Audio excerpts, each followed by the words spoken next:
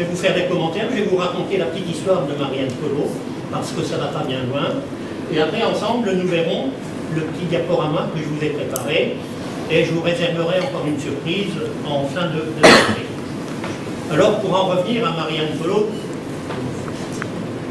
l'histoire de Marianne Collot est moins connue que celle du baron Jankovitch, mais elle ne manque pas de surprendre et interpelle. Puisqu'à Marimont, c'est la tombe d'Anne-Marie Collot et du baron Jankovitch, il y a d'autres personnes aussi qui constituent le patrimoine culturel, si vous voulez, qui constituent ce patrimoine. L'intérêt patrimoine, qui constitue un intérêt patrimoine pour les habitants du Saulnois et les Lorrains. Mais qui est donc cet artiste? Pour bien comprendre, il faut revenir à la petite histoire dont on dit qu'elle fait la grande. Et c'est bien vrai. Alors, je reviens en arrière, je reviens au XVIIIe siècle. Le XVIIIe siècle, on appelle ça communément le siècle des Lumières. Et dans ce siècle des Lumières, on trouve un grand sculpteur, Étienne Falconet, officier de l'Académie royale, directeur de l'atelier de sculpture de l'atelier de Sèvres. Il est couvert par Louis XV et Madame de Pompadour. Et c'est un homme qui fait, par son travail, de la France, qui donne à la France une dimension quasiment européenne. Tout lui réussit très bien dans la vie professionnelle, sauf que dans son mariage, il est malheureux. Très rapidement, à 30 ans, il se retrouve veuf. Il a perdu 3 de ses enfants et sa femme. Il se retrouve donc avec un enfant qui lui-même est artiste peintre, mais avec lequel le père ne s'entend pas. Alors, la rupture est indiscutable. Le père juge son fils très superficiel, et alors que lui est extrêmement précis et intransigeant. Ils habitent rue d'Anjou à Paris, et le père se retrouve donc seul. Il reçoit le soir, on le fait nous d'habitude, des amis, parmi lesquels on trouve Diderot, un grand amateur d'art, le philosophe et écrivain, Grimm, un journaliste allemand qui déjà correspond avec des étrangers, sa presse est beaucoup lue à l'étranger, et on retrouve avec eux une troisième personne, un russe, dénommé Galitzine, qui est attaché d'ambassade avec ça. Alors, vous imaginez un petit peu de la conversation que peuvent avoir tout ce petit monde. Tout se passe très bien, et un beau jour, on vient voir M. Étienne Falconet, et on lui présente une jeune élève qui désire être prise en apprentissage. Il hésite un peu, parce qu'à l'époque, c'est pas tellement la coutume de prendre des jeunes filles en apprentissage. Elle a déjà 15 ans. Elle s'appelle Marianne Collot. Ses amis le décident, et Étienne Falconet se résout à la prendre et travailler avec. Et il s'aperçoit très rapidement que cette jeune personne a 2 qualités très intéressantes. Elle a un sens aigu de l'observation et un sens non moins aigu de la ressemblance. Étienne Falconet est un homme de métier et frappé par ses qualités, et en plus il s'aperçoit que cette jeune fille s'occupe encore de sa grand-mère et de son petit frère qui est avec sa grand-mère. Alors Étienne Falconet se dit, ah merde, moi je suis, lui qui a tant souffert avec sa famille, quand il voit Marianne Collot travailler pour sa grand-mère et son petit frère, il se dit quand même, je suis tombé sur un être qui mérite d'être pris en considération. Et il deviendra très rapidement son conseiller et son tuteur. Je vous signale quand même qu'entre les deux, 35 et 47, 15 ans et 47 ans, il y a 32 années d'écart. Il affiche Anne-Marie Collot travaille très bien, et dès 1765, tout son travail fait l'admiration des contemporains, et elle affiche très rapidement, elle, passion et un don extraordinaire pour la sculpture.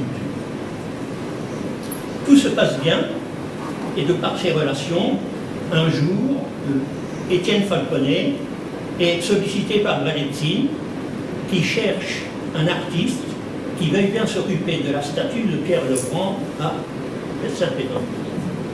Alors, Galitzine est détaché par Catherine II. Il veut bien le faire, ils réfléchissent un peu au problème et Étienne Falconet veut bien s'en occuper. Mais il dit, ce genre de travail, c'est assez compliqué, je le fais à condition de pouvoir emmener mon élève. Le feu vert lui est donné, et en 1766, au mois d'octobre, Falconet et Marianne Collot arrivent à Saint-Pétersbourg. Leur accueil est chaleureux, puisque Catherine II, à l'époque, tsarine, les attendait. Seulement, ils constatent tous les deux que la ville est un énorme chantier en cours de construction. Des baraques de bois partout, des ouvriers, de la main-d'œuvre bien souvent étrangère.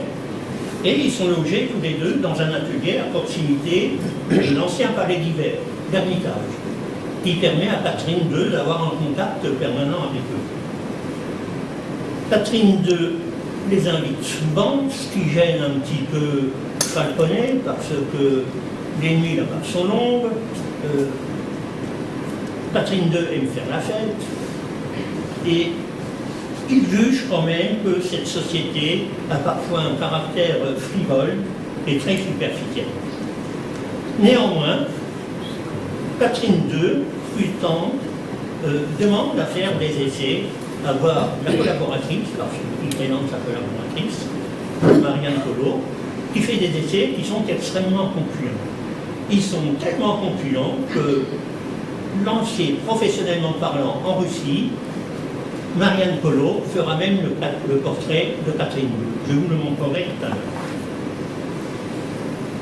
Seulement, les journées sont courtes, l'éclairage est faible, les nuits sont longues. Falconet ne trouve pas toujours la main-d'œuvre compétente pour lui donner un coup de main. Et on arrive en 1770, le modèle de la statue est prêt. Quand je dis le modèle de la statue en plâtre ou en thermopèse. Il est présenté à Catherine, qui dit d'accord, mais la tête de Pierre le Grand ne convient pas. Alors à l'époque, bien entendu, il n'y avait pas de photographie, il y avait tout simplement des peintures à l'huile qui étaient présentées par le Falconet devait s'inspirer de cette image, faire la tête de Pierre le Grand. Il fait un essai, un deuxième essai, un troisième, les trois sont refusés. Marianne Collot en présente un, Catherine II l'accepte. En d'autres termes, l'élève a dépassé son maître, et la tête que vous verrez tout à l'heure sur le tronc de Pierre le Grand, c'est Henri Collot qui l'a fait. Falconet mettra encore 2 années à terminer la statue, parce qu'il ne trouve pas de main-d'œuvre, et il ne trouve pas de fondeur, c'est une opération qu'il devra faire lui-même, ainsi que le lustrage et la patine de la statue de bronze. Il reçoit de temps en temps la visite de Diderot. Diderot, qui est venu rendre visite à Catherine II, s'aperçoit que la tête n'a pas été faite par Falconet. Il lui fait des reproches, et dans ses propos acerbes, il dit à Étienne Falconet, maintenant que tu es là depuis une dizaine d'années avec cette fille, épouse-la. Mais Falconet ne bougera pas, ne tiendra pas compte de ses injonctions, et Anne-Marie Collot non plus. Les années passent, arrive une surprise en 1773. Le fils de Falconet, qui était parti en claquant la porte, revient voir son père. Nous sommes en 1773. Papa est tout content de revoir l'enfant prodigue. Il revient, il s'installe, toujours en qualité de peintre. Son coup de pinceau s'est amélioré. Lui aussi travaille pour la cour de Catherine II. Mais il n'a pas la discrétion ni le discernement de son père, ni de Marianne Collot. Marianne Collot est une femme extrêmement discrète et réservée, alors que lui, Pierre, il fonce peut-être tête baissée, il donne des ordres à Catherine II qui ne lui plaisent pas, c'est moi l'impératrice, etc. Bref, il y a un petit climat malsain qui commence à se créer. Falconet accepte la situation et Pierre repart en France, régler quelques affaires, et à la surprise de Falconet, Albin Collot part avec son fils. Ils reviennent tous les deux, Pierre et Marianne Collot, pour annoncer à Falconet leur mariage. Ils se marient, Falconet est content, on ne lui fera plus de reproches, parce que même au niveau de la cour, une jeune collaboratrice d'une vingtaine d'années, sculpteur de surpoids, ça les Russes ne connaissaient pas ça. Ils voyaient surtout l'effet maîtresse, si vous voulez, et puis les amusements qui étaient liés à la présence de Marianne Collot. Alors donc Falconet accepte le mariage, son fils épouse Marianne Collot, il se marie en 1777 à Saint-Pétersbourg, et l'année suivante naît une petite fille, Lucie. Lucie Falconet. À partir de ce moment-là, l'attitude de Pierre devient un peu équivoque. Il a dit, moi je ne reste plus en Russie, je veux rentrer. Il rentre en France, mais sa femme ne peut pas le suivre. Un voyage de 3 ou 4 mois avec un bébé qui vient de naître, surtout dans les conditions climatiques à l'époque, hein, elle rentrera après une année de séparation, enfin de séparation physique tout simplement, avec Pierre. Et quand elle arrive à Paris et qu'elle retrouve son mari, le ciel lui tombe sur la tête parce que son mari ne peut plus reprendre la vie commune. Elle se retrouve donc, écoutez, c'est très simple, Falconet leur avait laissé son appartement, sa maison, elle se retrouve donc avec son bébé seule à Paris, avec Lucie toute seule à Paris. C'est comme ça que je rentre à Paris. Falconet, Terre apprend la situation par l'intermédiaire de Galitzine, l'attaché d'ambassade qu'ils ont connu auparavant. Il fait venir Lucie Falconet et sa mère, Marianne Falconet, il les fait venir à La Haye, en Hollande. En Hollande, où la famille de Galitzine assure l'hébergement de Marianne et de sa fille. Marianne Collot travaillera encore 2 années en Hollande, et c'est ce qui explique un peu qu'on ne la connaît pas ici. Son travail, elle l'aura bien fait en Russie, elle aura travaillé en Hollande. Elle a travaillé en Hollande, son maître, Pierre, Étienne Falconet, l'a rejoint, et après 2 années, ils reviennent à Paris en 1788. Ils travailleront encore, le maître, Étienne Falconet et Marianne, travailleront encore ensemble, jusqu'en 1783, où Falconet sera malade et sera paralysé. Alors à ce moment, Marianne est toujours là, elle est consciente de la maladie de son maître, elle laisse tomber son ébauchoir, et pendant 8 années, jusqu'en 1791, elle assistera son maître malade, tout en aimant sa petite fille. Falconet, père, meurt en 1791. C'est une catastrophe pour Marianne Collot, qui perd son conseiller, son tuteur, son beau-père, son ami, son confident. Elle perd tout. Et la même année 1791, elle retrouve son ex à Paris, qui décède. À ce moment, elle n'a plus rien. Elle n'a que sa fille Lucie et ses yeux pour pleurer. 1791.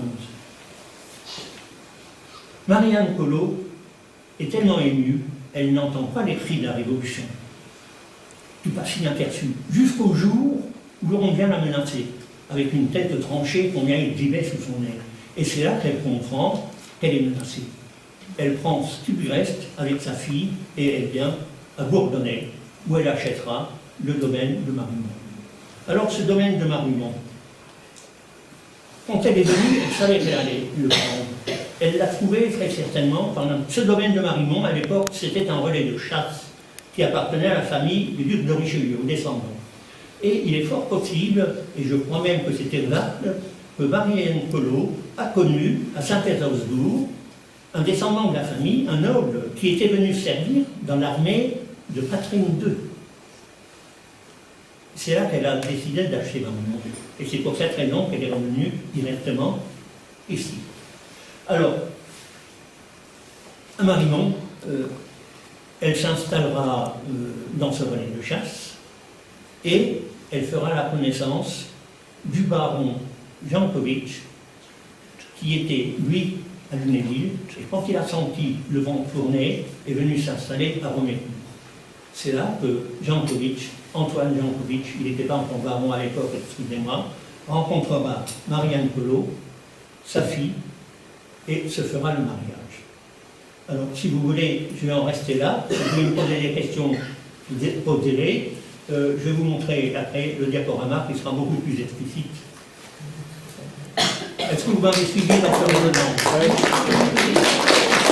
Marianne Collot, il faut reconnaître qu'elle est toujours restée dans ces histoires de coucherie.